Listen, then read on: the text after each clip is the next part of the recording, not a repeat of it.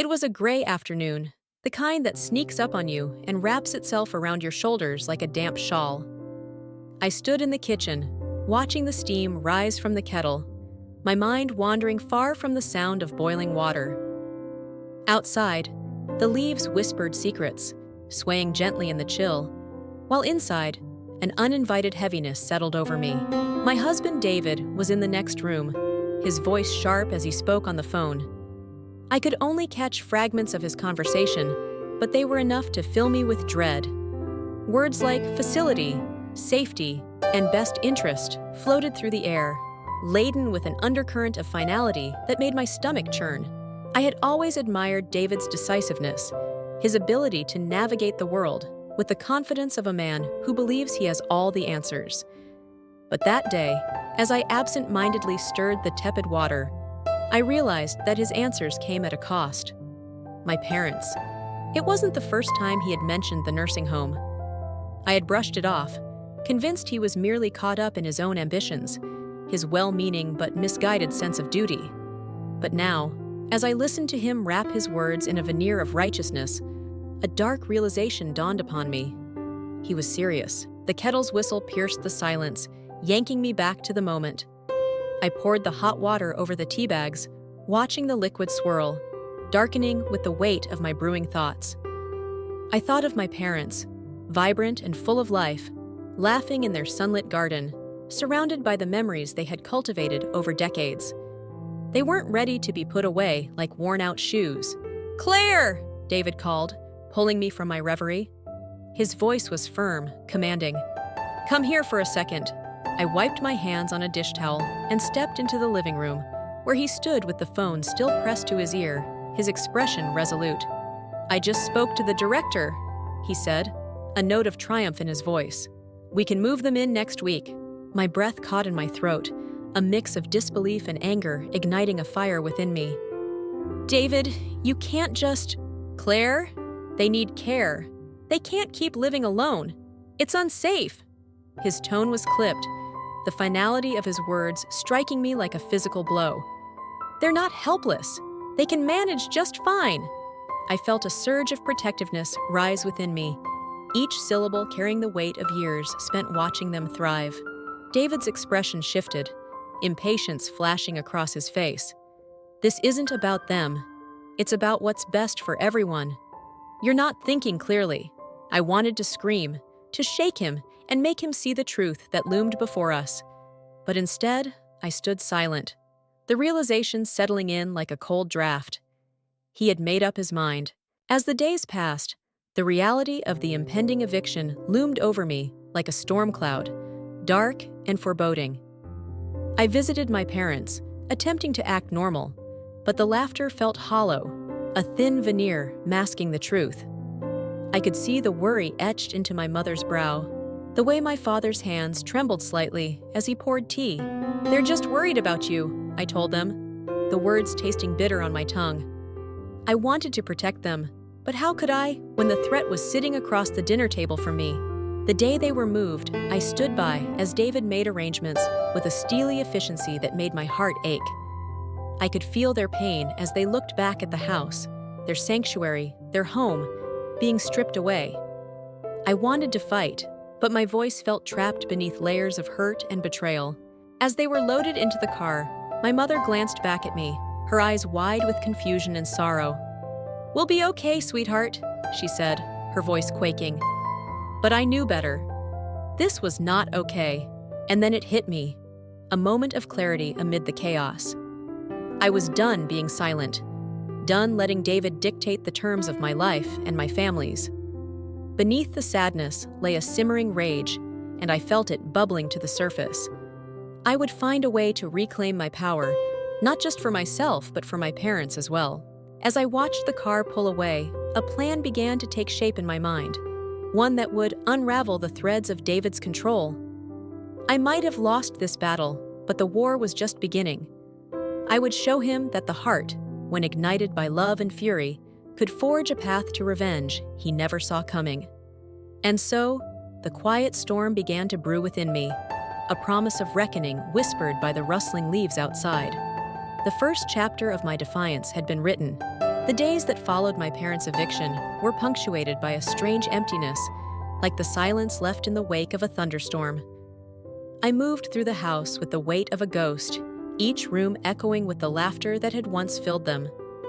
David was busy with work, his mind consumed by numbers and strategies, leaving me to my thoughts, a solitary confinement of grief and indignation. It was during one of those heavy afternoons that I found myself rummaging through the attic, searching for anything that might bring me solace. As I climbed the creaky stairs, the scent of dust and old wood enveloped me, wrapping me in a cocoon of nostalgia. The attic was a repository of memories, a place where fragments of my past lay forgotten. I pulled open a cardboard box labeled Claire's Keepsakes and began sifting through its contents. Old school projects, letters from friends, and a faded photo of my parents on their wedding day brought a bittersweet smile to my face. But beneath those fond memories lay something more potent, a collection of journals I had kept throughout my life. I flipped through the pages, filled with the raw thoughts of a girl growing into herself, the dreams and disappointments pouring out in ink. Each entry carried the weight of my experiences, and as I read, I began to see a thread weaving through them, a sense of resilience that I had nearly forgotten. One entry stood out, dated several years ago. Sometimes it feels like the world is trying to silence me, but I refuse to be quiet. The words resonated deep within me, igniting the embers of my resolve. If I had learned anything, it was that silence would only allow David to tighten his grip on our lives. I made a decision then, one that sent shivers of both fear and excitement through me. I would document our story, the story of my parents, their eviction, and the truth behind David's decisions. This wasn't just about revenge. It was about reclaiming our narrative, about ensuring that my parents' voices would not be lost in the shadows. As the days turned into weeks, I transformed the attic into my sanctuary. I surrounded myself with papers and pens, the space buzzing with the energy of my thoughts. I pored over every detail, recalling my parents' strengths, their laughter, and their wisdom. Each sentence was a tribute to their lives, and as I wrote, I felt a sense of empowerment unfurling within me, but I also knew that I had to act carefully. David was perceptive. He thrived on control. If he sensed what I was doing, he would cut me off at the knees. So, I began to write in secret, pouring my heart out late at night when the house was silent. The only sound the scratching of my pen against paper. One evening, as I was lost in my writing, I heard the familiar sound of David's footsteps on the stairs. Panic surged through me. I quickly shoved my pages into a box and closed the lid, just as he entered the attic, his face breaking into a smile. "Hey you," he said, his tone warm and familiar. "What are you up to up here?" "Just organizing some old stuff," I replied, trying to keep my voice steady. He nodded, oblivious to the turmoil that brewed beneath the surface. "You know, I've been thinking we should invite some friends over this weekend. It'd be nice to have everyone together." I forced a smile, my mind racing. I couldn't let him shift the focus back to his world of social gatherings, while mine lay in shambles. "Sure, sounds good," I said, the words tasting bitter on my tongue. As he left, I felt a wave of frustration crash over me. But in that frustration, a plan began to take shape. If I could host this gathering, it could serve as the perfect cover for my revelation. I would weave my parents' story into the fabric of the evening, gently nudging the conversation toward the truth of their eviction. I spent the following days preparing, meticulously crafting my narrative while keeping up the facade of domesticity. I invited a few close friends, people who had known my parents, hoping to stir their memories and paint a picture of the life David wanted to erase. The night of the gathering arrived, and I moved through the house with a practiced grace, hiding my nerves beneath layers of hospitality. The aroma of dinner wafted through the air, mingling with the sound of laughter and chatter as our friends arrived. David was in his element, effortlessly charming everyone with his stories. As the evening progressed, I felt the tension build within me. I caught snippets of conversations that revolved around David's work, his accomplishments, the future he envisioned. I smiled and nodded, but all the while, my heart raced with anticipation. I needed to find the right moment. After dinner, as the wine flowed and the laughter echoed through the rooms, I seized my opportunity. "I'd like to share something about my parents," I began, the room quieting as all eyes turned to me. "You all know how much they mean to me." David's expression shifted, a flicker of concern crossing his face. But I pressed on, recounting memories of my parents' love, their strength, and the joy they brought to everyone around them. I spoke of their garden, the laughter that filled our home, and then, carefully, I edged closer to the truth of their situation. As I unveiled the reality of their eviction, the reactions around the room morphed from curiosity to disbelief. Gasps punctuated the silence, and I could see David's jaw clench as he realized the narrative was slipping from his control. "I can't help but wonder," I continued, my voice steady, "what it means to take someone's home away from them in the name of safety." The atmosphere crackled with tension, the room divided between sympathy for my parents and David's rigid stance. It was exhilarating, the feeling of reclaiming my voice, of fighting back against the tide that had threatened to drown me.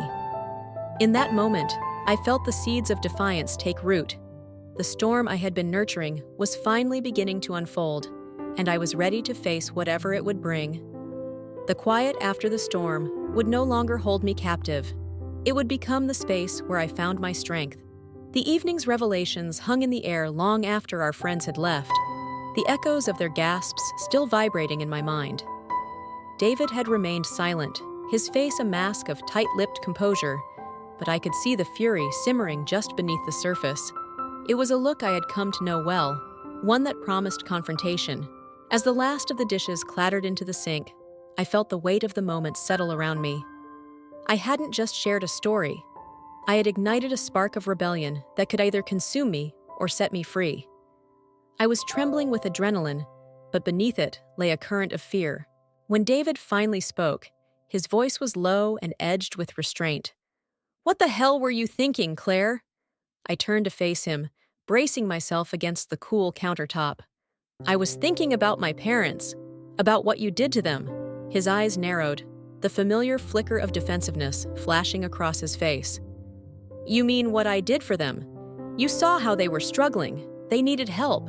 "No, David, they needed support, not to be cast aside like old furniture," I shot back, my voice rising. "You didn't even consider what they wanted." He stepped closer, a wall of frustration and authority. "You're not being rational. You're too emotionally involved." "Of course I'm emotionally involved. They're my family." I felt the heat rise in my chest, a mixture of indignation and sadness. "You can't just dismiss their lives because you think you know what's best." He huffed, running a hand through his hair, the gesture a telltale sign of his mounting frustration. "I thought you'd be grateful, Claire. I thought you wanted what was best for them, too." "Grateful?" I repeated, incredulous. "For taking them away from their home? For making them feel like prisoners?"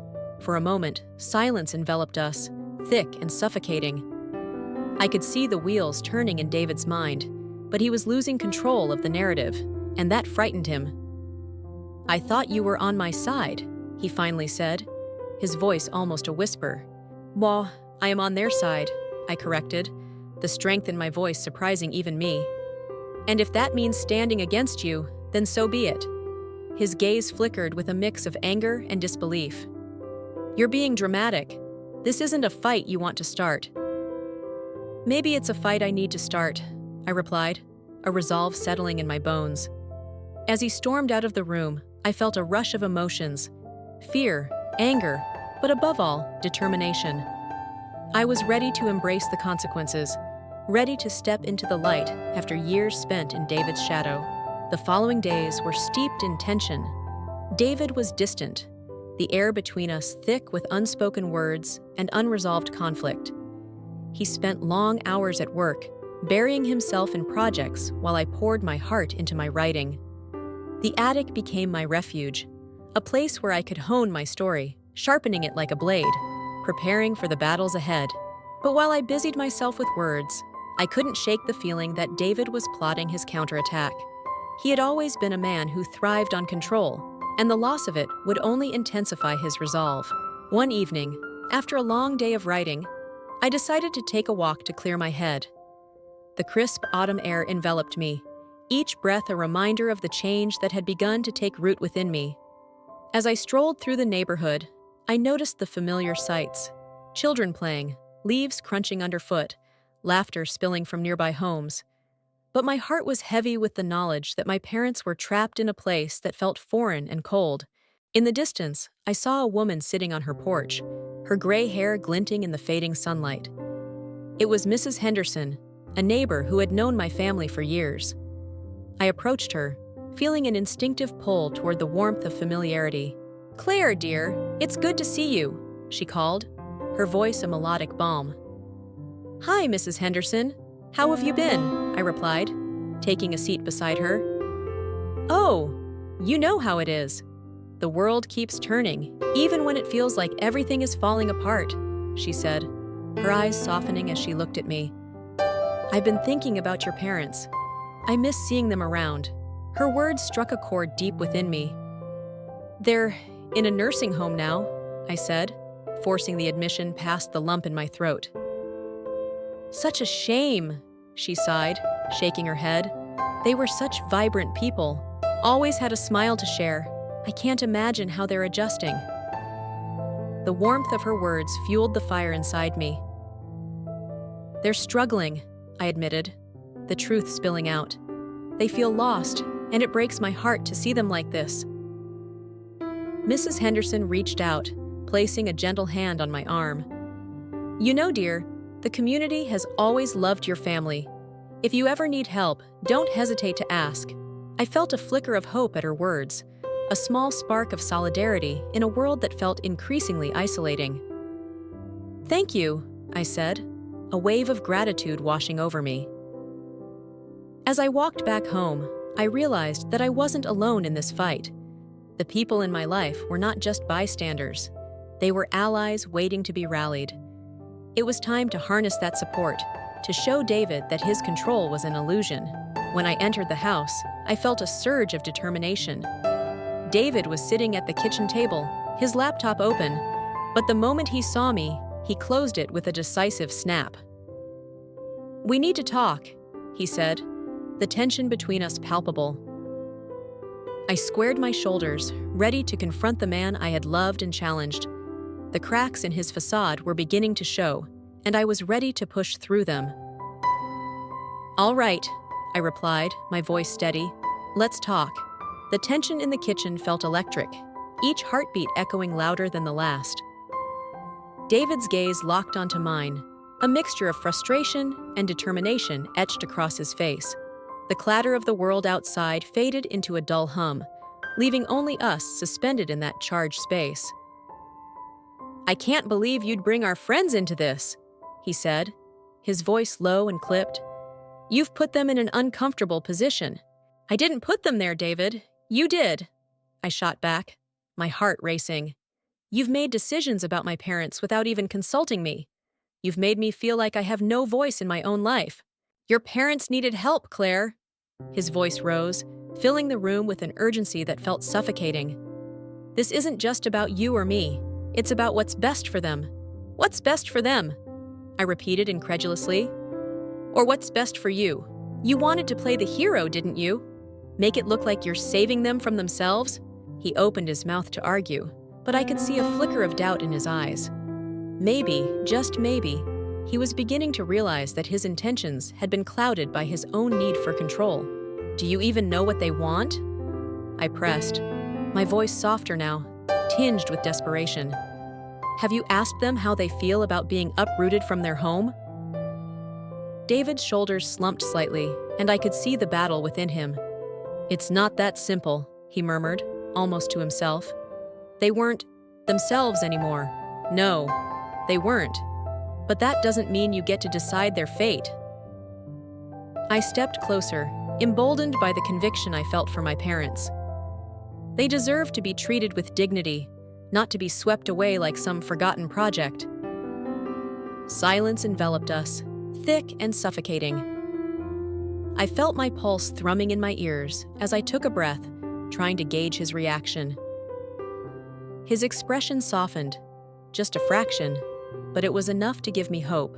"I'm not trying to hurt anyone," he finally said, his voice barely above a whisper. "I just thought I was doing what was best." "I know you think that," I replied gently, "but your idea of best is not what they need. It's what you need to feel in control." He flinched at my words, as if I had struck him. The realization was like a crack running through the carefully constructed walls he had built around himself. "Maybe you should visit them," I suggested. "Talk to them. Really talk to them. You might be surprised at what they say."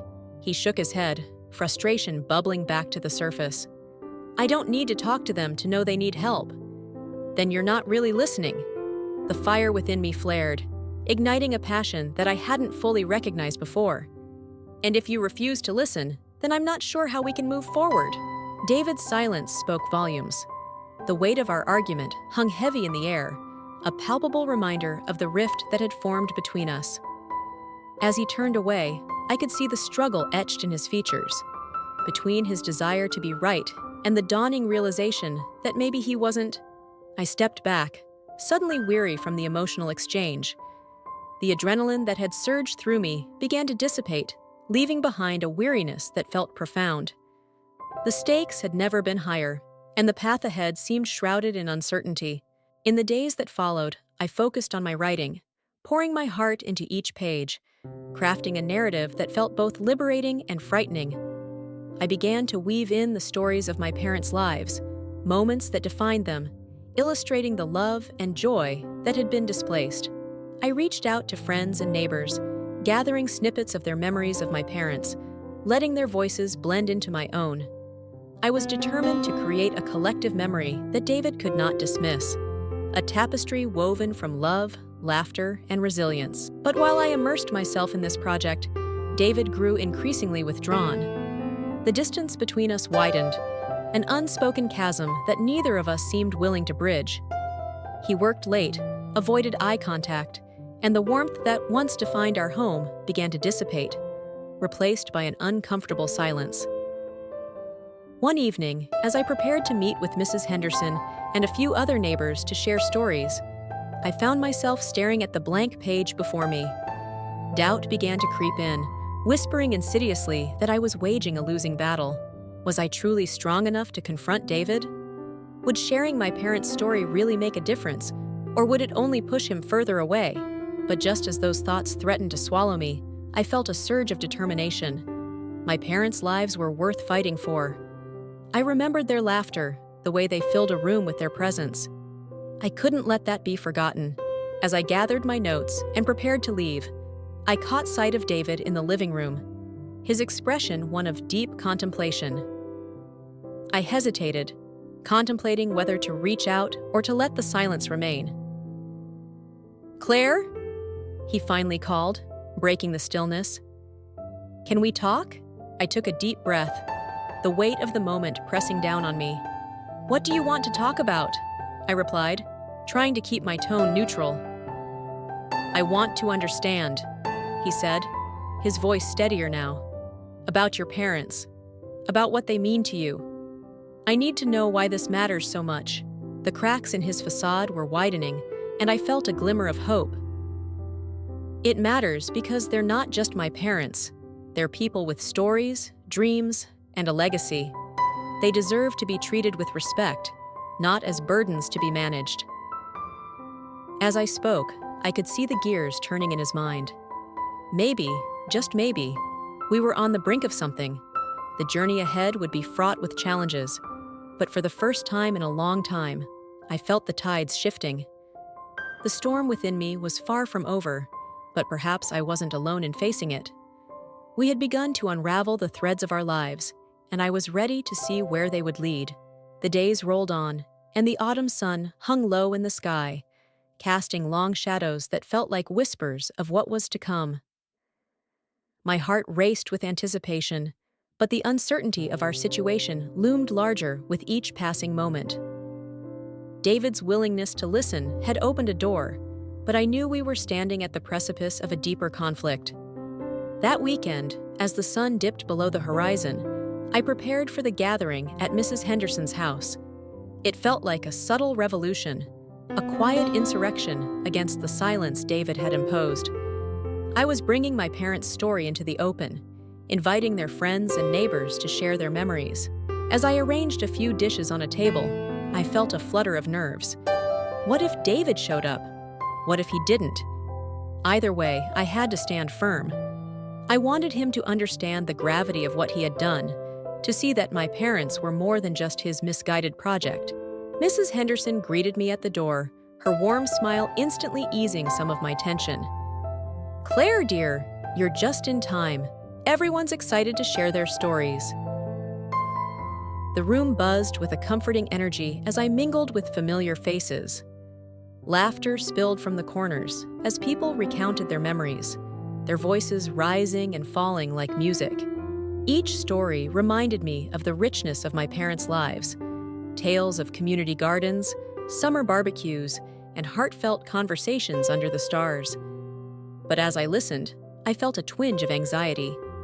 Would David be able to hear these stories? Would he recognize the love that filled the gaps he had tried to erase? As the evening wore on, I finally gathered everyone's attention. "Thank you all for coming," I began, my voice steady yet quivering with emotion. Tonight, I wanted us to celebrate my parents, their lives, their laughter, and the joy they brought to all of us. A round of applause erupted, and I could see the warmth in their eyes. It was exactly the affirmation I needed. I took a deep breath and continued. "I know many of you have memories you cherish, and I'd love to hear them." One by one, people began to share their stories, their words weaving a vibrant tapestry that encapsulated my parents' essence. There was Mrs. Tompkins, who spoke of my mother's legendary apple pies, and Mr. Ramirez, who shared tales of my father's garden, how he nurtured every seed as if it were a dream waiting to bloom. As the stories flowed, I felt a sense of empowerment wash over me. This was the truth, and it was undeniable. Each memory was a brick laid in the foundation of a life well lived. But just as I was beginning to feel buoyed by their support, the door creaked open, and in walked David. The atmosphere shifted as all eyes turned to him. His expression was inscrutable, a mixture of surprise and defensiveness, and I could feel the tension snap like a taut string. "David!" I greeted, forcing a smile through the sudden knot in my stomach. "I'm glad you could join us." He nodded curtly, scanning the room as if he were an outsider. "What's going on?" I gestured to the gathering. "We're sharing stories about my parents, their memories. It's important for us to remember who they are." His brows furrowed, and I could see the discomfort on his face as the room filled with laughter and heartfelt tales. "You think this is going to change anything?" he asked, his voice tinged with skepticism. "It already has," I countered, meeting his gaze with an intensity I hadn't felt before. "This is about honoring them, David. They deserve to be celebrated, not hidden away." He shifted uneasily, and I could sense the battle raging within him. But then something remarkable happened. Mrs. Henderson stepped forward, her eyes softening. "David, your in-laws have touched all our lives. They deserve to be remembered, not forgotten. You should hear these stories." David's defenses began to crumble under the weight of the collective love surrounding him. He stood there, caught in the crossfire between his pride and the undeniable warmth that enveloped the room. As the stories continued, I watched the walls around him begin to crack. The laughter, the affection, it was a flood of humanity that he couldn't ignore. Each story he heard seemed to soften his posture, as if he were slowly realizing the magnitude of what he had done. Finally, as the evening wound down, I approached him, feeling emboldened. "What did you think?" I asked, searching his expression for a glimmer of understanding. "I think," he started, pausing as if weighing his words. "I think I've been so focused on the right decision that I forgot to listen. I forgot who they really are." It felt like a breakthrough, a fragile yet crucial moment that could lead us back to each other. "It's not too late," I said gently. "You can still talk to them, still be a part of their lives." He nodded slowly, his expression reflecting a mix of regret and hope. "I want to be," I just didn't know how. In that instant, I felt the storm within me begin to quiet, the tension easing ever so slightly. Perhaps there was a path forward, one where we could navigate the complexities together. As the evening drew to a close, I felt a sense of unity, a burgeoning understanding that maybe we could find common ground. I was ready to fight for my parents, but perhaps, just perhaps, David was ready to fight alongside me. The gathering storm had begun to clear, revealing a horizon filled with potential. And with that flicker of hope, I knew we could face whatever came next. Together. The weeks that followed our gathering felt like a delicate dance, a tentative truce forged in the remnants of conflict. David and I began to communicate in a way we hadn't in months, slowly picking apart the layers of misunderstanding that had built up like thick fog between us. It was still fraught with tension, but the air felt lighter, almost hopeful. I took every opportunity to visit my parents. Each time I walked into that nursing home, I felt a familiar knot of anxiety twist in my stomach. But their faces, filled with joy at seeing me, transformed that anxiety into warmth. I began to bring little snippets of our conversations with friends, sharing their stories, their laughter, as if weaving threads of connection back into the tapestry of our lives. During one visit, I found my mother sitting in a sunlit corner, her hands resting on a well-worn book. She looked up, her eyes brightening. "Claire, tell me what's happening in the world outside these walls." I sat beside her, a smile breaking across my face. "You'd be surprised, Mom. People are talking about you, remembering you. You're not just some distant memory. You're still a part of our lives." Her smile faded slightly, replaced with a look of uncertainty. "But I feel so forgotten." "You're not forgotten," I insisted, grasping her hand. "You have a legacy, a story that continues to unfold, and I want to make sure everyone knows it."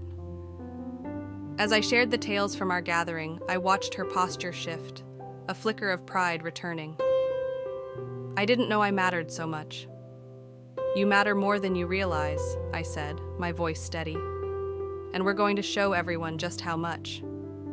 Meanwhile, David was slowly starting to join me on these visits. At first, he stood back, unsure of how to engage with my parents, but gradually, he warmed to them.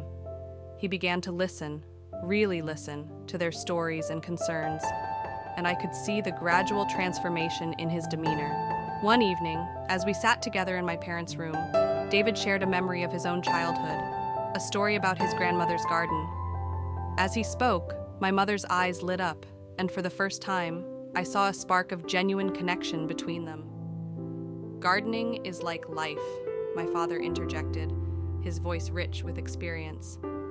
"You plant the seeds, tend to them, and sometimes you have to make hard choices about what stays and what goes." David nodded, clearly absorbing the wisdom. "I think I've had to learn that the hard way." After that visit, something shifted within David. He began to advocate for my parents, pushing for better treatment and more personalized care at the nursing home. The more he engaged, the more his initial motivations began to unravel, revealing layers of compassion I hadn't realized were there. But even as the atmosphere grew warmer, shadows lurked just beneath the surface. There were still unresolved tensions between us, unspoken fears that had the potential to fracture our fragile peace. I could sense it in the way he sometimes withdrew when the conversation turned personal, the flicker of vulnerability that scared him. One night, after a particularly long day, I found myself sitting on the porch, staring at the stars. David joined me, the weight of the day etched on his face. We sat in silence for a while, the night air thick with unasked questions. "What do you think will happen next?" he finally asked, breaking the stillness. "I don't know," I admitted, turning to him. "I hope we can keep moving forward, but I worry about the future. What if we fall back into old patterns?" David shifted, the tension in his shoulders reappearing. "I've spent so long trying to control everything, my work, our lives. Maybe I don't know how to let go." I turned to him fully, my heart pounding. "You don't have to control everything, David. Sometimes we have to accept that we can't fix everything, that we can only do our best and learn along the way." He looked at me, his expression softening. It's just hard to admit when I'm wrong. It is, I said, reaching for his hand. But we're in this together now. We're building something new. As we sat there, our fingers intertwined, I felt the bond between us strengthen. It was still tentative, still vulnerable, but it was real. But as the days turned into weeks, I couldn't shake the feeling that the storm clouds were gathering again. I heard whispers around the nursing home, rumors that my parents might be moved to a different facility due to budget cuts. My heart sank at the thought of them being uprooted once more, and I knew I had to act. The following morning, I gathered my notes and compiled stories from friends, neighbors, and even some of the nursing home staff. I decided to create a presentation, a living tribute to my parents that I could present to the nursing home administration. As I worked on it, I could feel David's presence lingering at the edges. He was still hesitant to fully embrace the fight, but I knew he would come around. He had begun to see the value of advocating for my parents, even if he didn't yet understand how deeply it resonated with me. That evening, as I prepared to meet with the administration, I felt a mix of anxiety and determination. This was my chance to confront the looming threat and assert my parents' dignity. David walked into the room, a look of concern etched across his face. "You okay?" "I'm ready," I replied, my voice steady despite the tremor of nerves. "But I could use your support." He nodded, his expression resolute. "You've got it. Let's show them just how much your parents mean to us." As we prepared to leave, I felt a surge of hope. The storm might be brewing, but together, we could weather it. Whatever came next, I knew we were no longer alone in this fight. We were a united front, ready to reclaim our voices and honor the lives that mattered most. The morning of the meeting dawned cool and crisp, a fitting backdrop for what felt like the most significant moment in my life thus far. I stood in front of the mirror, adjusting my blouse, my heart racing as I practiced my speech silently. David entered the room, his presence a steadying force amid my nervous energy. "You ready?"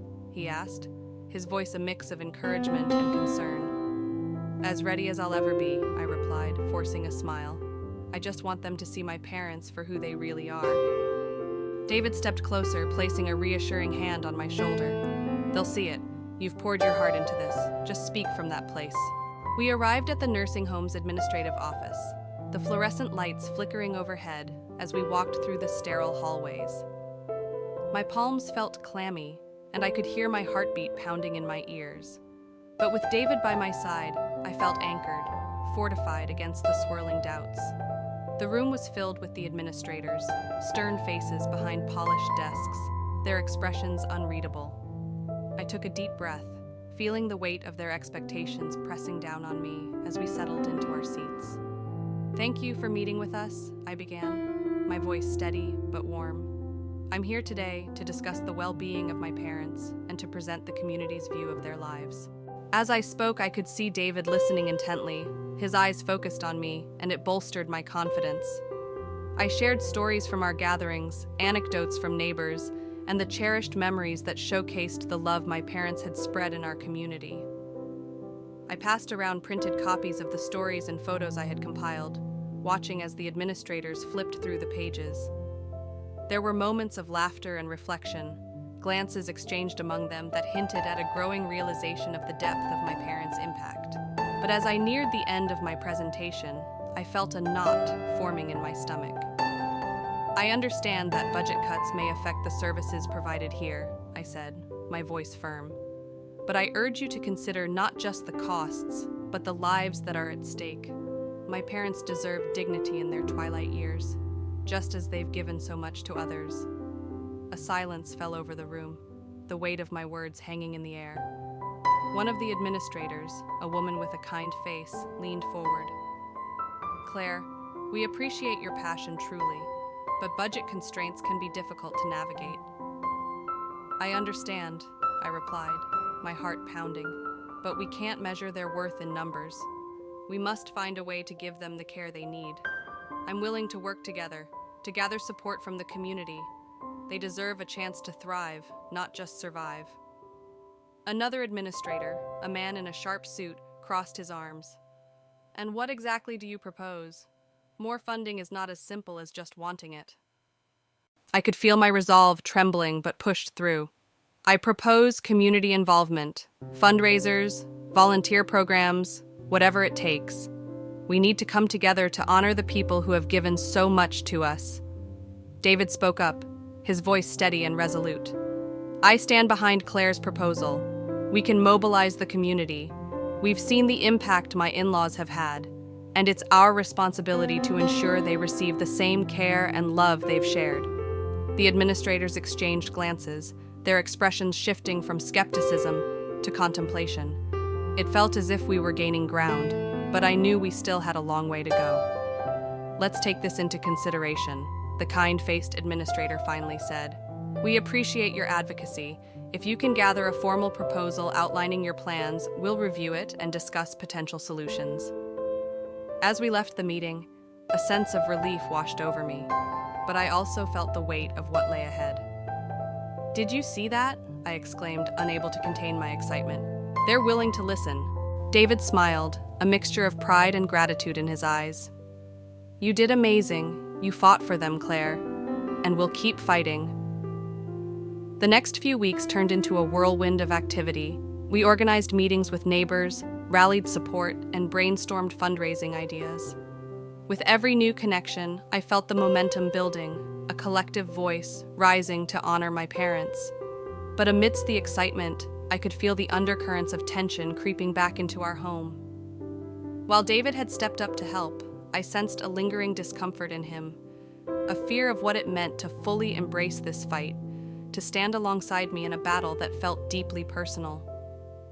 One evening, as we were sorting through materials for the fundraiser, I caught David staring out the window, his expression distant. "What's going on in that head of yours?" I asked, concern creeping into my voice. He turned to me, a mixture of vulnerability and frustration evident in his eyes. Sometimes I wonder if I'm doing this for the right reasons. I don't want to be the villain in your story, Claire. You're not the villain, I insisted, moving closer to him. You've taken steps to support my parents. You're learning to listen. That's not villainous. But I still made choices that hurt you, hurt them. What if I fail to make it right? I felt a pang of empathy. We're all learning, David. It's okay to be scared. What matters is that we keep moving forward, together. He nodded, but I could see the worry still etched in his features.